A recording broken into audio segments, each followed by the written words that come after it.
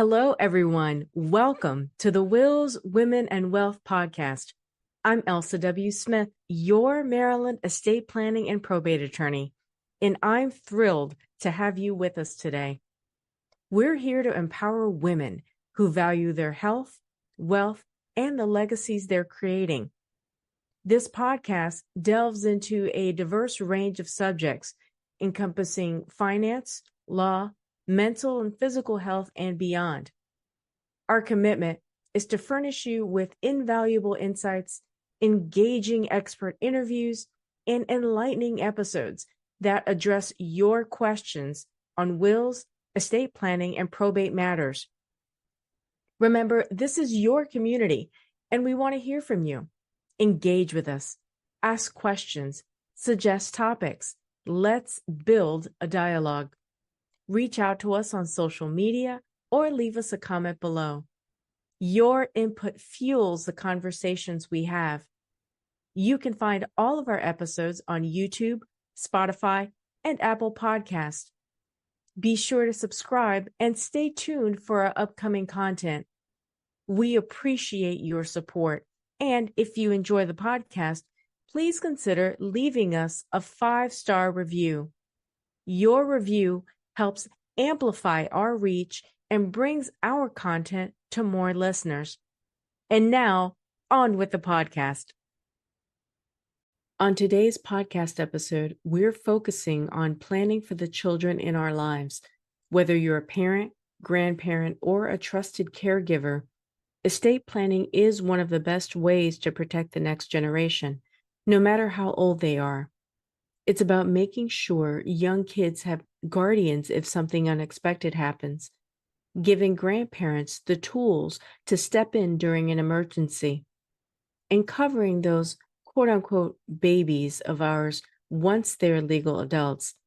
In this episode, I'll share real-life situations, the mistakes I see families make, and the smart legal steps you can take to keep everyone safe and prepared.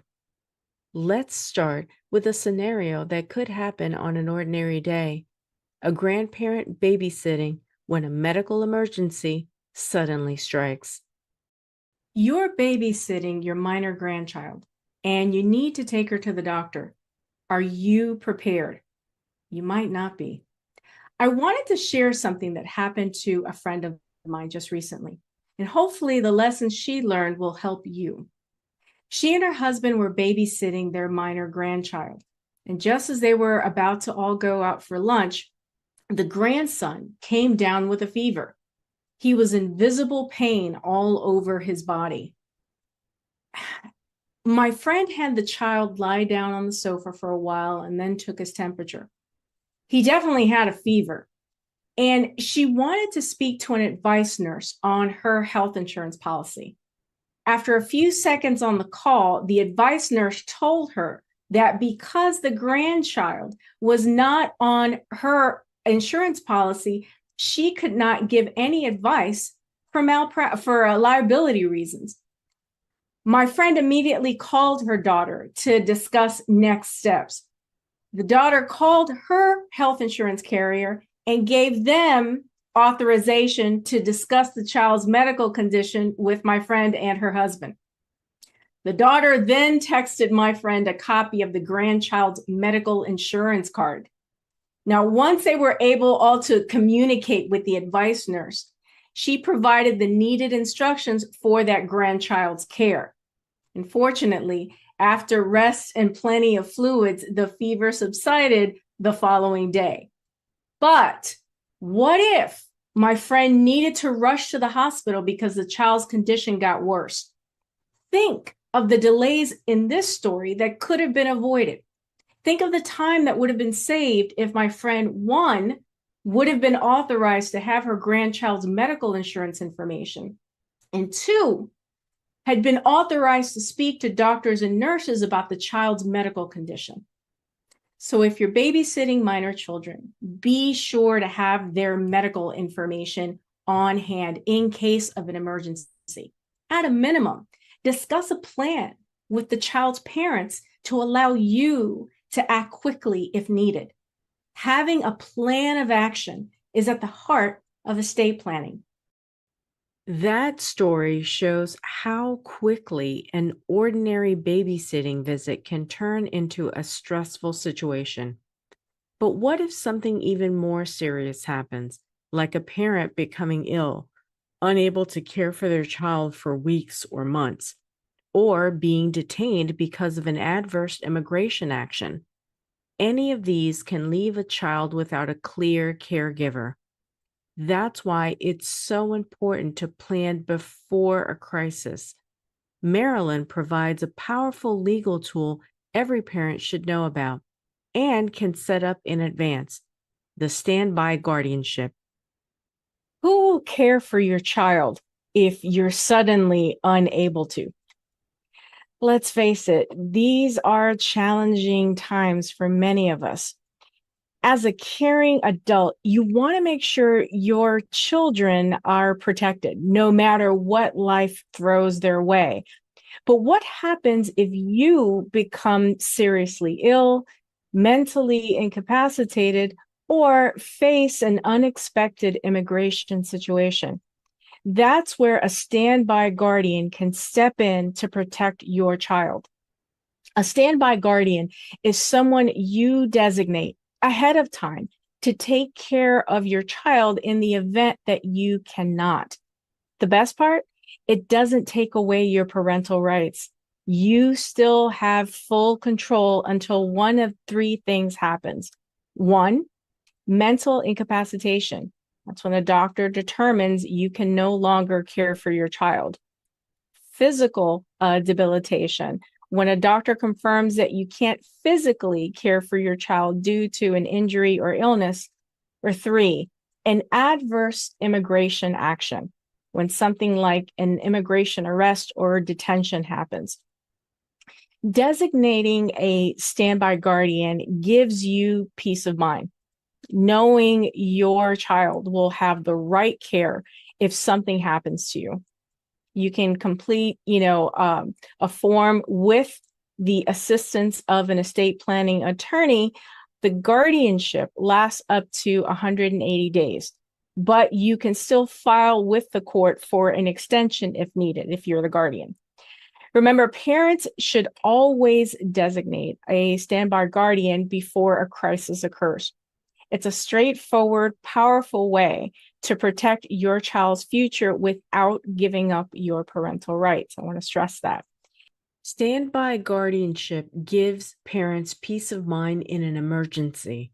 But protecting your family isn't just about who cares for the kids, it's also about safeguarding the family home. I often see well-meaning parents or grandparents try to keep things simple and avoid probate by adding a child's name to a property deed. It may seem like a quick fix, but this shortcut can lead to serious legal and financial headaches. Let's talk about why that move can cost far more than it saves. You want to pass your home to your adult child without the hassle of court involvement. So you add them to your deed while you're still alive. It seems like an easy solution, but this deceptively simple choice can lead to serious legal and financial disasters. So I'll explain why adding your adult child to the deed of your property in Maryland can lead to serious legal and financial risks, from creditor claims to tax consequences and loss of control. I'll break down the potential pitfalls and offer better alternatives to ensure your home passes smoothly to your loved ones. Let's get started. First, once their name is added on the deed, that house is legally theirs too. If they run into financial trouble, say they get sued or have unpaid debts, your home could be at risk. Worse, if they go through a divorce, their ex-spouse could claim a share of the property. Second, adding your child to your deed is a gift in the eyes of the IRS. That means potential tax consequences for them and a big headache for you, or that you may not have considered. And finally, you lose control. If you decide to sell or refinance, you'll need your child's permission. And what if they say no? The good news, there are better ways to ensure your home passes to your loved ones without probate. So let's talk about it. As you can see, even well-intentioned decisions about property can backfire. But sometimes the bigger worry isn't the property you own today, it's what happens to an inheritance tomorrow. If you're concerned that a loved one might overspend, mismanage money, or run into creditor trouble, there's a planning tool that can safeguard both your assets and their future: the Spendthrift Trust. Are you worried about leaving a loved one an inheritance because they can't manage money? One tool we use in estate planning to save people from themselves is called a Spendthrift Trust. Before I explain what it is, I want to give you a practical reason why someone would need one. Let's say that you have an adult son who suffers from an alcohol or drug addiction. You do not want to disinherit him, but you know that if he received a large sum at your death, he runs the risk of doing great harm to himself or others. Additionally, due to his poor judgment and addiction, he would burn through the money quickly. Although you are not obliged to leave an inheritance, you want to because you love your son. So that's one scenario. Let me explain how a Spendthrift Trust can help you. The basics of who's involved with a Spendthrift Trust are the same as any other kind of trust. Here's a breakdown of each. You have a trustor or a grantor. That's the original owner of the assets within a trust. Then you have a beneficiary. That's the person or people who will receive the assets in the Spendthrift Trust. And then you have the trustee. This is the individual who's responsible for making sure that the trustor's wishes are carried out according to their instructions. They also act as the intermediary between the trust and the beneficiary. A Spendthrift Trust allows you to protect the assets inside of it from any creditors that may have claims against the beneficiary. You have to include a specific spendthrift provision. This is the section in which you describe how the trustee is going to control the beneficiary's access to those funds. You can have the trustee distribute funds on a schedule or upon satisfaction of certain conditions. An experienced estate planning attorney in your state can guide you on what types of conditions you can or cannot establish. We've talked about planning for young children and even for adult children who may struggle with money. But what happens when your babies aren't babies anymore? Once a child reaches the age of majority, that is, when they're legally recognized as an adult, parents lose many of the rights they once had. That can create real challenges if a medical or financial emergency strikes. Here's what every parent of a young adult should have in place to stay prepared. What do you do when your babies are not babies anymore? Years ago, a client shared how she was getting ready for her eldest child to go off to college. And as most parents, she was beaming with pride. And as any good estate planning attorney would do, I asked her if her baby, as she referred to her college-bound daughter, had her estate planning documents prepared. Mom looked stunned and replied that it hadn't occurred to her and her spouse to suggest this to her daughter. I then explained that once her baby becomes a legal adult, and that's 18 in most states, a parent's rights change dramatically. And they must not assume that they can make decisions about their child's welfare as they did when she was a child. So how would this play out typically? Well, if the daughter in this case becomes hospitalized, her treating campus physician has no duty to disclose her daughter's medical information to her parents.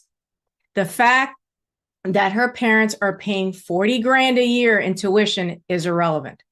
The daughter would have to have completed a waiver commonly known as a HIPAA waiver, to grant her parents access to her medical information.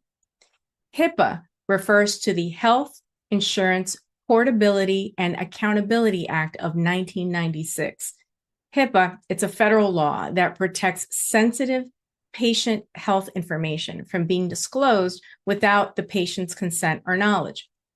Now, let's say the daughter in this example has a hospital stay that's extended, and she has bills in her name, such as rent that she pays by check. The money is sitting in her bank account. Let's also assume that her parents are temporarily unable to wire funds to cover the rent. So what could we do here? The daughter, if she is able to, according to her state's laws, she could sign a power of attorney granting one or both of her parents authority to handle her finances while she's in the hospital. She can revoke that authority at any time while she's alive. That's an example of a limited power of attorney. Now, ideally, this document should have been executed before a crisis occurs. An experienced estate planner can assist in crafting a limited or general power of attorney suited to your specific needs. So, the HIPAA waiver and a power of attorney are just two estate planning tools you'll need to protect your babies when they are no longer babies in the eyes of the law. At its core, estate planning isn't about documents or property. It's about protecting the people you love most. For parents, grandparents, and caregivers, that means making sure children are cared for, supported, and prepared no matter what life brings. By having the right conversations and putting the right plans in place, you're not only securing your legacy, you're giving your family peace of mind and helping them avoid confusion or conflict down the road. I'm Elsa W. Smith, your Maryland estate planning attorney. I want to thank you for joining me on this episode of the Wills, Women, and Wealth podcast. If you found this episode helpful, share it with someone you love. And remember, the greatest gift you can give your family is the security of a thoughtful plan. Until next time, stay informed, stay empowered, and take control of your legacy.